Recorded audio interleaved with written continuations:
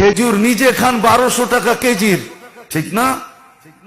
1200 টাকা কেজির খেজুর নিজে খান, সৎকার হিসাব করতে, ফেতরার হিসাব করতে আসা 100 টাকা দামের খেজুরের হিসাব করেন, ঠিক না? রাগ হয় না? কিন্তু নিজেকে নিজে প্রশ্ন করেন যে আমি কি করলাম। যদি আপনার ভিতরে কিছু থাকে, সব পার্স নষ্ট হয়ে গেলে ওটা ভিন্ন কথা, আর যদি কিছু পার্স এখানে থাকে তাহলে একটু নিজেকে প্রশ্ন করেন না যে আমি তো বাসার জন্য প্রতি মাস সারাটা মাস খেজুর কিনলাম 1200 টাকা দামের, সুক্কারি কিনলাম 3 কেজি 1500-1600 টাকা দিয়া, আর ফেতরা দেওয়ার সময় আইসা হিসাব করতেছেন 120 টাকা খেজুর, কেজির খেজুর। খাইলেন কত দামের, দিতেছেন কত দামের?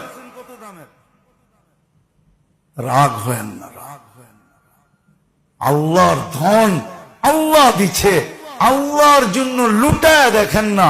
আল্লাহ বলছে আমার জন্য যে লুটাবে তাকে আমি কমাবো না, ওমাই ইউকরিদিল্লাহ কারদান হাসানা ইউদাইফুহু, আমি তোমাকে বাড়ায় দিব, দুনিয়ায় 10 গুণ বাড়ায় দিব, আখিরাতে হিসাব ছাড়া দিব।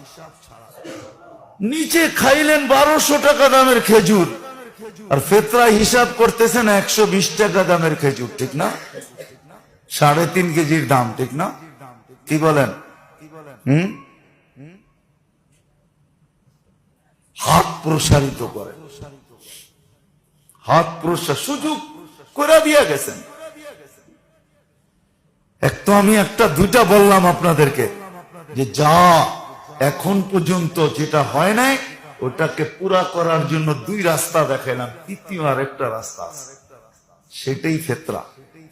আল্লাহ রাসূল সাফ বলছেন, রোজার ভিতরে যেরকম করা ছিল তুমি করতে পারো নাই, ভুল ত্রুটি হয়ে গেছে, এটাকে পূর্ণতা নিয়ে আসবে তোমার হাত খোলা ফেতরা।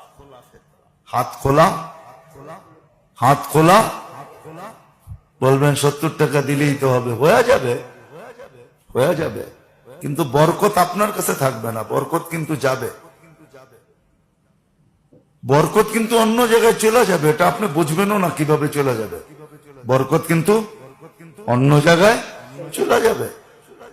আর যদি বরকত অন্য জায়গায় না দিতে চান, নিজের কাছে রাখতে চান, তাহলে হাত লম্বা করেন, দেখবেন বরকত অন্য কোথাও যাবে না, আপনার কাছেই থাকবে। বলে অসুখ বিসুখ কি হবে না? বলে হবে, টুকটাক দিয়া সেরা যাবে। কি দিয়া? টুকটাক দিয়া। আবার টিকটক